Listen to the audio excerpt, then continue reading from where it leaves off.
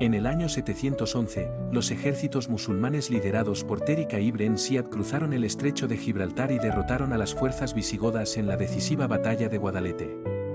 En pocos años, casi toda la península ibérica quedó bajo control musulmán. Pero en el norte, en las montañas abruptas de Asturias, un pequeño grupo de resistentes inició una epopeya que cambiaría la historia de España, la Reconquista.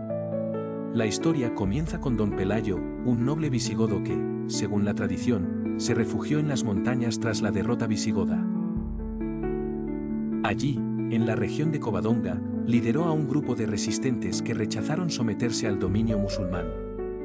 En el año 722, las tropas de Pelayo enfrentaron a un destacamento musulmán en una batalla que se convertiría en mito, la batalla de Covadonga. Aunque los registros históricos son escasos y a menudo contradictorios, la tradición nos cuenta que Pelayo y sus hombres, atrincherados en las montañas, lograron una victoria milagrosa. Esta victoria no solo fue militar, sino también simbólica, marcando el comienzo de la Reconquista y el nacimiento del Reino de Asturias.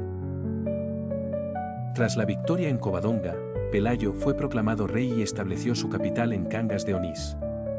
Su sucesor, Fabila, murió trágicamente en un ataque de un oso, pero el reino no tardó en fortalecerse bajo la dirección de Alfonso I, yerno de Pelayo. Alfonso expandió las fronteras del reino, aprovechando la despoblación de las zonas fronterizas bajo control musulmán. El reino de Asturias se consolidó como un bastión cristiano.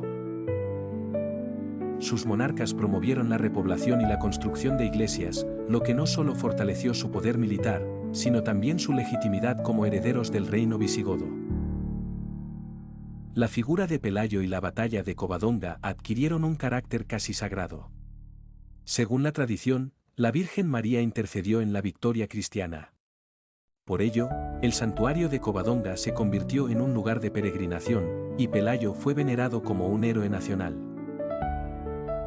El reino asturiano no solo representaba una resistencia militar, sino también una identidad cultural y religiosa que se mantendría viva durante los siglos de la Reconquista. Aunque en sus inicios el reino de Asturias era pequeño y frágil, estableció las bases para los futuros reinos cristianos de la península. Bajo el reinado de Alfonso II, conocido como el Casto, el reino vivió una etapa de estabilidad y desarrollo cultural. Alfonso trasladó la capital a Oviedo y promovió la veneración de Santiago Apóstol, cuyo supuesto descubrimiento en Galicia inspiraría a los cristianos de toda Europa. La Reconquista no fue un proceso lineal ni uniforme, duró casi 8 siglos y estuvo marcada por avances y retrocesos. Sin embargo, el Reino de Asturias fue el primer paso en esa larga lucha por recuperar la península. Hoy, el Reino de Asturias y su papel en la Reconquista siguen siendo una fuente de orgullo e identidad para España. Los paisajes montañosos de Covadonga, el santuario y las reliquias de Oviedo nos recuerdan la valentía y la determinación de aquellos primeros resistentes.